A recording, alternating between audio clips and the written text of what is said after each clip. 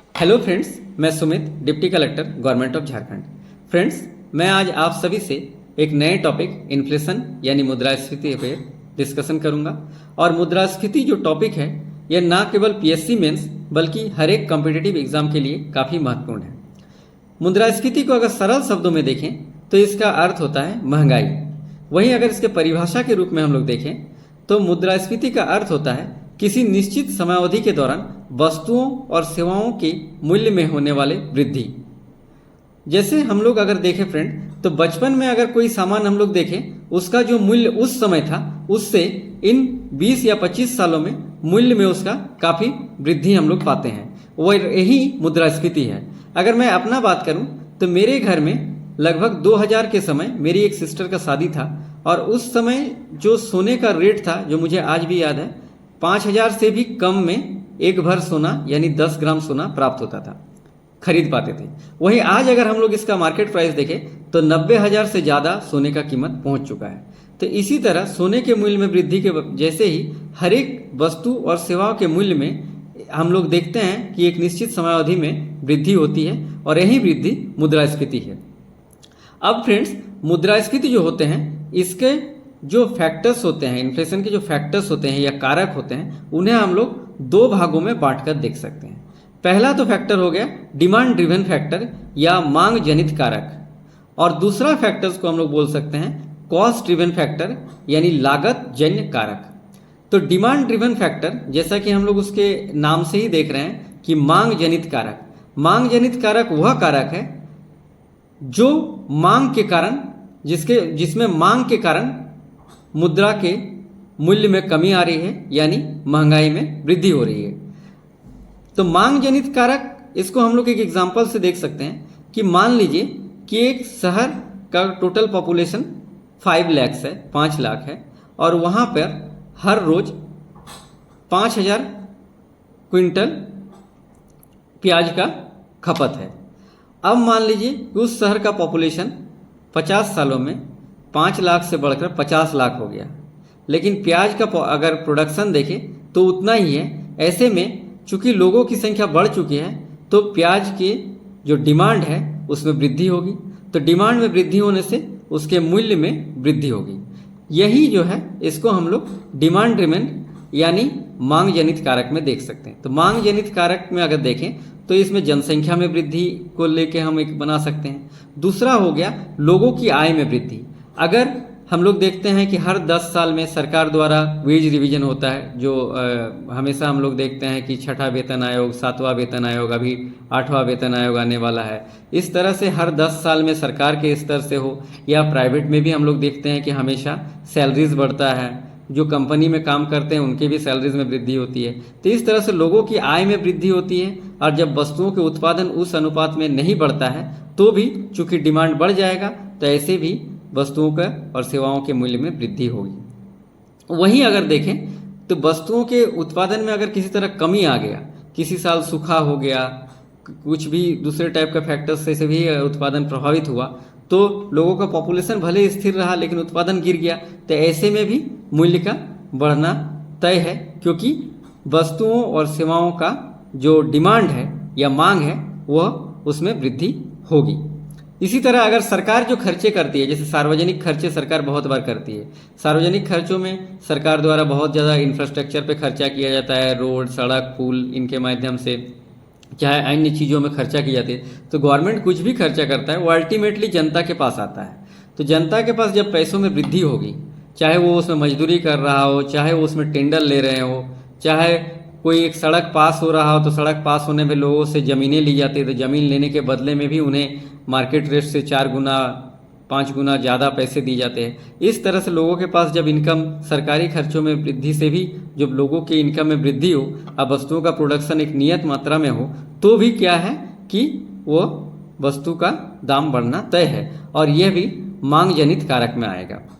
वहीं अगर cost driven factor में देखें, लागत जन्य कारक, तो लागत में वृद्धि होने से जब महंगाई बढ़ती है वस्तु का और सेवा का, तो उसे माना जाता है कि कॉस्ट ड्रिवन फैक्टर या लागत जनित कारक। जैसे वस्तुओं और सेवाओं का जब उत्पादन होता है, वस्तुओं का उत्पादन होता है, तो हर एक जगह हर एक चीज़ नहीं मिलती है। ऐसे में बहुत सारी वस्तुएं क्या होती हैं, दूसरे जगह से इम्पोर्ट होकर आती है।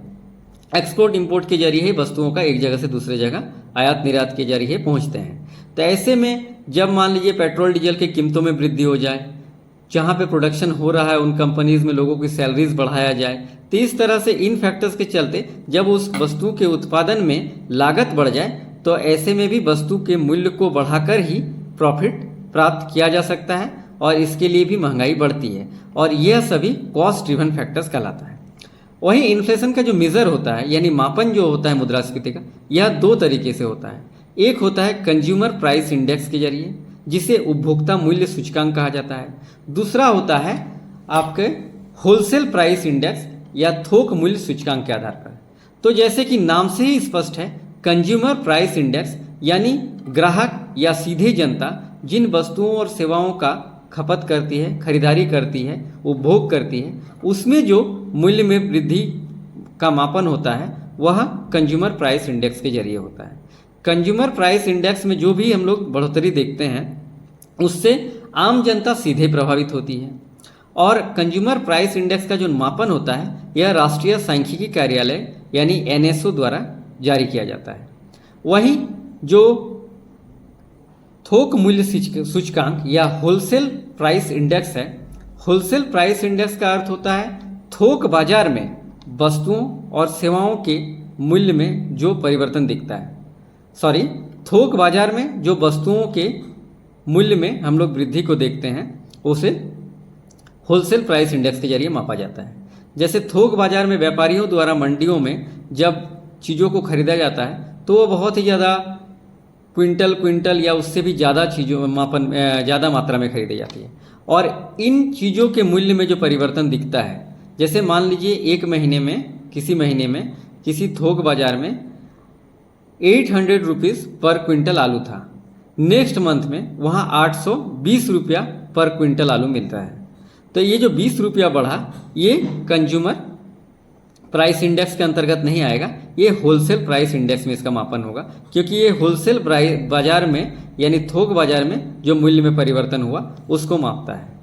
तो थोक बाजार में जो मूल्य में परिवर्तन होता है यह हमेशा कंज्यूमर प्राइस इंडेक्स के तुलना में कम होता है, क्योंकि वहाँ पर ज़्यादा मात्रा में चीज़ें खरीदी जाती हैं, तो उनमें मूल्य का जो वृद्धि होती है वो खुदरा बाजार के तुलना में कम देखा जाता है। लेकिन अगर थोक बाजार में या होलसेल मार्केट में किसी वस्तु के कीमतों में वृद्धि 20 रुपया हुआ हो, तो वह जब कंज्यूमर प्राइस इंडेक्स के अंतर्गत यानी सीधे बाजार में सीधे जनता द्वारा जब खरीदी जाएगी, तो वह अगर उसी को देखें तो उसका मूल्य में ज़्यादा वृद्धि देखी जाएगी। जैसे अगर आलू के मूल्य में 1 क्विंटल मूल्य में अगर 20 रुपया वृद्धि हुआ हो थोक बाजार में, तो जब सीधे बाजार में देखेंगे हम लोग ओपन मार्केट में जहाँ सीधे हम लोग जनता खरीदते हैं या कंज्यूमर खरीदते हैं, तो वहाँ पे पर केजी में हम लोग देखेंगे कि 3 रुपया या 4 रुपया बढ़ चुका होता है। अगर इसमें हम लोग देखें तो पर 100 केजी या 1 क्विंटल में 400 रुपीज़ का वृद्धि हो चुका होता है।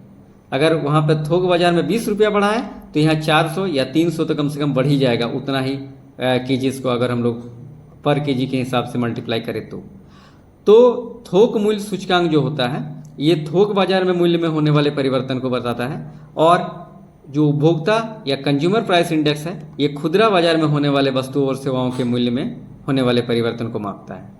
कंज्यूमर प्राइस इंडेक्स को राष्ट्रीय सांख्यिकी कार्यालय मापता है, वहीं होलसेल प्राइस इंडेक्स को वाणिज्य और उद्योग मंत्रालय के ऑफिस ऑफ इकोनॉमिक एडवाइजर यानी कि आर्थिक सलाहकार कार्यालय द्वारा इसका मापन किया जाता है। अब फ्रेंड्स एक बात आता है कि मुद्रास्फीति की आवश्यकता यानी नेसेसिटी ऑफ इन्फ्लेशन, क्या यह आवश्यक है?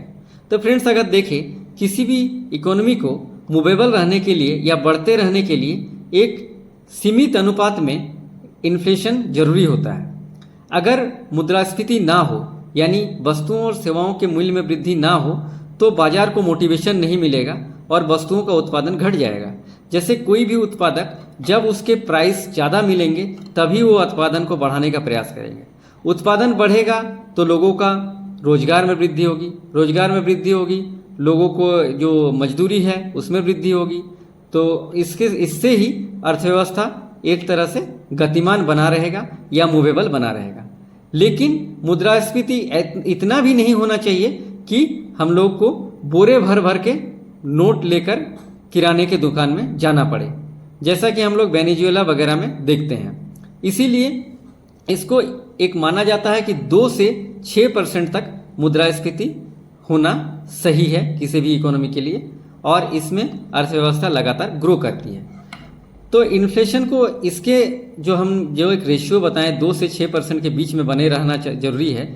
इसके लिए कुछ मेजर्स हैं जिसके जरिए कंट्रोल किया जाता है इन्फ्लेशन को, और इन मेजर्स को या उपाय को 3 तरीकों से बांटा जाता है।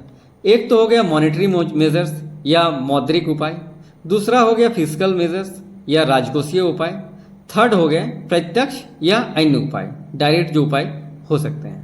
तो पहला जो मौद्रिक उपाय है, मौद्रिक उपाय हमारे यहाँ आरबीआई द्वारा किए जाते हैं। आरबीआई यानी रिजर्व बैंक ऑफ इंडिया, जो कि भारत सरकार का बैंक है, आरबीआई द्वारा अपने मौद्रिक नीति के जरिए मुद्रास्फीति को कंट्रोल करने का प्रयास किया जाता है। आरबीआई के मौद्रिक नीति के अंतर्गत हर 2 महीने में आरबीआई कुछ रेट में चेंजेस करते हैं, और जिसके द्वारा मार्केट में जो रुपये का फ्लो है यानी मुद्रा की जो तरलता है उसको कंट्रोल करने का प्रयास किया जाता है कि मुद्रा एक सीमित मात्रा में ही मार्केट में बना रहे, ज़्यादा मात्रा में मुद्रा मार्केट में ना घुसे या मुद्रा मार्केट से कम भी ना हो पाए। और इसको बैलेंस बनाए रखने के लिए आरबीआई की जो मॉनेटरी पॉलिसी कमेटी है यानी मौद्रिक नीति समिति है, ये प्रत्येक 2 माह में कुछ रेटों में बदलाव करती है, जिसके बारे में हम लोग जानते हैं कि इसके अंतर्गत bank rate, repo rate, reverse repo rate, CRR, SLR, MSF आदि हैं। इन सब के बारे में आप लोग पढ़ते आते हैं, और हम लोग इसको चूँकि याद भी हम लोग को लगातार रखना पड़ता है एग्ज़ाम्स के लिए, क्योंकि हमेशा हर 2 महीने में ये चेंज होते रहते हैं। तो फ्रेंड्स, इसको मैं अभी इसके रेट कितना है इसके बारे में चर्चा नहीं करूंगा, क्योंकि जब भी एग्ज़ाम हो तो आप लोग उस समय के जो रेट चल रहे हैं उसको कोई भी करंट अफेयर्स के बुक से याद कर लें। और ऐसे भी जब आरबीआई द्वारा मौद्रिक नीति जारी होती है हर 2 माह में, तो ये रेट को हम लोग अखबारों में भी देखते हैं। अब इन रेटों पे अगर चर्चा करें तो सबसे पहले एक आती है बैंक रेट। तो बैंक रेट का अर्थ होता है आरबीआई द्वारा जो वाणिज्यिक बैंकों को लंबे समय के लिए ऋण दी जाती है उस पर जो रेट रखा जाता है, अपना जो इंटरेस्ट लिया जाता है, वह बैंक रेट कहलाता है। अब एक रेट आता है रेपो रेट, जो काफ़ी प्रचलित है, हम लोग पढ़ते आते हैं एग्जाम के कंपटीशन एग्जाम के तैयारी के क्रम में। रेपो रेट का अर्थ होता है आरबीआई द्वारा वाणिज्यिक बैंकों को कम समय के लिए जो लोन दिया जाता है उस पर जो इंटरेस्ट लेता है वो रेपो रेट है। अब एक टर्म आता है reverse repo rate. Reverse repo rate हो गया जब वाणिज्यिक बैंक द्वारा उनके पास जो पैसे बच जाते हैं, वाणिज्यिक बैंकों के द्वारा डेली लेन देन के लिए जनता को देने के लिए पैसे रखे जाते हैं, लोन देना हो या उनके पास जो जमा पैसा है उसको निकासी के लिए जनता आता है, तो उन सब के लिए वाणिज्यिक बैंक अपने पास पैसे रखते हैं। लेकिन जब वाणिज्यिक बैंक के पास पैसा ज़्यादा हो जाता है तो ऐसे में वह अपने पैसों पे कुछ इंटरेस्ट पाने के लिए आरबीआई के पास उन पैसों को रख देता है, और आरबीआई उन पैसों पर जो उन्हें ब्याज देती है वह रिवर्स रेपो रेट है। तो हमेशा देखिएगा कि रेपो रेट जो होता है वो रिवर्स रेपो रेट से ज़्यादा होता है, क्योंकि आरबीआई अपने जो लोन दे रही है उस पर जो इंटरेस्ट लेती है वह अपने यहाँ जो दूसरे बैंक उसका रख रहे हैं और उस पर जो वो सूद दे रही है उससे वो ज़्यादा रखती है। कोई भी व्यक्ति या संस्था चाहता है कि उसके पास जो धन आए वो ज़्यादा आए और उसे खर्चा कम करना पड़े। इसी तरह से आरबीआई का इसीलिए रेपो रेट यानी जिस रेट पे आरबीआई कम समय के लिए बैंकों को लोन देती है वह रेट हमेशा रिवर्स रेपो रेट से ज़्यादा होता है। अब एक आता है मार्जिनल स्टैंडिंग फैसिलिटी यानी सीमांत स्थायी सुविधा। सीमांत स्थायी सुविधा आरबीआई द्वारा बैंकों को 24 घंटे के लिए अकस्मात उनकी आवश्यकताओं की पूर्ति के लिए जो ऋण दिया जाता है या लोन दिया जाता है उस पर जो इंटरेस्ट वो लेती है वह मार्जिनल स्टैंडिंग फैसिलिटी कहलाती है। इसी तरह से सीआरआर यानी कैश रिजर्व रेशियो, वह रेशियो है जो बैंकों द्वारा अपना एक पूरा पूंजी का कुछ अनुपात आरबीआई के पास रखना पड़ता है। ये आरबीआई के पास इसलिए रखना पड़ता है कि मान लीजिए बैंक करप्ट हो गया तो आरबीआई उन बैंकों के ग्राहक को उसके पास जमा पैसा चुकाने के लिए अपने पास कुछ पूंजी रख लेती है। मतलब आप ये समझिए कि एक तरह से पगड़ी का पैसा है। जैसे हम लोग कोई मकान वगैरह किराए पे लेते हैं तो पगड़ी देते हैं। पगड़ी टर्म ठीक नहीं होगा। मतलब असल में क्या है कि बैंक के पास साधारण जनता का पैसा रहता है। अब मान लीजिए बैंक दिवालिया हो जाए तो साधारण जनता का पैसा डूब ना जाए, इसीलिए बैंकों को अपने जो जमा पूंजी है उसका जो है एक निश्चित अनुपात आरबीआई के पास रखना पड़ता है, वही सीआरआर कहलाता है। इसी तरह से एसएलआर का अर्थ होता है कि बैंकों को अपना जो व्यवसाय है, अपना जो उसका बिजनेस है, उसका एक निश्चित अनुपात का धन जो है अपने पास रखना पड़ता है और वह एसएलआर कहलाता है। यह साधारणतः बैंक द्वारा हर 15 दिन के उनका जो लेन देन हुआ है इसके औसत के आधार पर ही इसको निकाल कर देखा जाता है। उसी अनुपात में ये एसएलआर बैंक अपने पास रखते हैं। इसके अलावे अगर हम लोग फिस्कल मेजर्स का बात करें यानी राजकोषीय उपाय का बात करें तो राजकोषीय उपाय भारत सरकार द्वारा लिए जाते हैं इन्फ्लेशन को कंट्रोल करने के लिए। और फिस्कल मेजर्स के अंतर्गत हम लोग देखेंगे तो इसको पॉइंट्स में हम लोग ऐसे देख सकते हैं कि टैक्स रेट को बढ़ाकर, कि गवर्नमेंट चाहते हैं कि जो इकोनॉमी में मनी का फ्लो है यानी मुद्रा की जो तरलता है, जो अवेलेबिलिटी है मुद्रा का बाजार में, उसको कंट्रोल करने के लिए सरकारें क्या करती है, नया टैक्स लगाकर या फिर टैक्स रेट को बढ़ाकर या फिर जो सार्वजनिक खर्चे होते हैं उनको कंट्रोल करती है। सार्वजनिक खर्चे जैसे मैंने पहले डिस्कस किया, गवर्नमेंट बहुत बार अपने बहुत सारे स्कीम्स में खर्चे करती है, इंफ्रास्ट्रक्चर में खर्चा करते हैं। तो गवर्नमेंट के द्वारा जो भी खर्चे किया जाता है इससे बाजार में पैसा का फ्लो बढ़ता है। तो सरकार बहुत बार इस खर्चों में कटौती करके भी बाजार में पैसों का जो प्रवाह है या जो मनी का फ्लो है उसको कंट्रोल करते हैं। इसी तरह से गवर्नमेंट पब्लिक डेट को बढ़ाकर भी यानी सार्वजनिक ऋण को बढ़ाकर भी पैसे के प्रवाह को या जो फ्लो ऑफ मनी है मार्केट में उसको कम करते हैं। पब्लिक डेट यानी गवर्नमेंट जो ऋण लेती है, गवर्नमेंट ऋण लेती है संस्थाओं से भी लेती है। आप जानते हैं वर्ल्ड बैंक, आईएमएफ जैसे विदेशी संस्थाओं से भी लेती है, विदेशों से, अन्य देशों से भी लेते हैं। उसी तरह से साधारण जनता से भी गवर्नमेंट द्वारा बहुत बार मार्केट में पैसे को कमी को करने के लिए जनता से पैसा उगाही करते हैं और इसके लिए बहुत तरह से वो अपने बहुत सारे बॉन्ड वगैरह जारी करते हैं जिसके जरिए वो इंटरेस्ट का लालच देके गवर्नमेंट जनता से पैसा लेती है। और इस तरह से भी ये सब जो पॉलिसीज़ हैं ये आते हैं आपके फिस्कल मेजर्स या राजकोषीय उपाय के जरिए। राजकोषीय उपाय के इन सब पॉइंट्स के जरिए आप इसको लिख सकते हैं। वहीं आप अगर प्रत्यक्ष उपाय को देखें, इन्फ्लेशन को रोकने के लिए जो प्रत्यक्ष उपाय हो सकते हैं उसमें है कि मान लीजिए डायरेक्ट उपाय के अंतर्गत है कि बहुत सारे चीज़ों में हम लोग देखते हैं कि वस्तुओं का उत्पादन अगर घट गया तो फिर उसका दाम बढ़ने लगा। हम लोग कभी कभी देखते हैं कि प्याज के दामों में लगातार वृद्धि हो रही है या फिर दाल के दामों में लगातार वृद्धि हो रही है और इसका कारण होता है कि हमारे देश में उसका उत्पादन घट गया है। तो ऐसे में प्रत्यक्ष उपाय के अंतर्गत सरकार आयात को बढ़ा सकती है। आयात को बढ़ाकर, आयात यानी फिर आपका इंपोर्ट करने लगेगी ज़्यादा, दूसरे देशों से उससे ज़्यादा लेने लगेगी और इस तरह से यहाँ अवेलेबिलिटी बढ़ा देगी। यहाँ पे जो है वो ज़्यादा आसानी से मिलने लगेगा तो कीमतों में फिर से कंट्रोल आ जाएगा। ये एक प्रत्यक्ष उपाय के अंतर्गत हो सकते हैं। वहीं दूसरा है कि किसी चीज़ के उत्पादन को बढ़ाकर, कभी हम लोग देखते हैं जैसे मैंने बोला दाल का एग्जाम्पल लिया या प्याज का एग्जाम्पल लिया, मान लीजिए इसके उत्पादन में किसी साल उत्पादन नहीं हुआ तो इसका दाम बढ़ रहा है, तो ऐसे आयात तो एक उपाय हो गया प्रत्यक्ष उपाय के अंतर्गत। वहीं एक उपाय ये भी हुआ कि पैरेलली उसके प्रोडक्शन में वृद्धि के भी उपाय किए, लगातार उसमें मैंने ऐसे प्रयास किया गया कि उसको उत्पादन में जल्दी से जल्दी वृद्धि हो ताकि मार्केट में वो चीज़ फिर से अवेलेबल हो जाए, तो भी उसका दाम कंट्रोल हो जाएगा, कीमतें कंट्रोल हो जाएगी। वहीं तीसरे में है कि सरकार बचत को प्रोत्साहन देकर भी मनी के फ्लो को कम करती है। अब बचत को प्रोत्साहन देने के लिए क्या करेगी गवर्नमेंट, बैंकों द्वारा जो पब्लिक जमा करते हैं उनमें पैसे जमा करते हैं सेविंग अकाउंट में, उन सब का रेट को बढ़ा देगी। रेट अगर बढ़ा देगी तो पब्लिक देखेंगे कि बैंकों से उन्हें अपने धन पर अच्छा सूद प्राप्त हो रहा है, इंटरेस्ट प्राप्त हो रहा है, तो लोग ज़्यादा से ज़्यादा पैसे अब बैंकों में जमा करने लगेंगे। तो ये सारे मेजर्स प्रत्यक्ष उपाय के अंतर्गत आते हैं। तो फ्रेंड्स, आप इस तरह से इन्फ्लेशन को आज देखें कि इन्फ्लेशन का मैंने पूरा टॉपिक को लगभग कवर किया है। इन्फ्लेशन क्या है, इन्फ्लेशन का जो आपको कैटेगराइज कैसे कर सकते हैं इन्फ्लेशन को।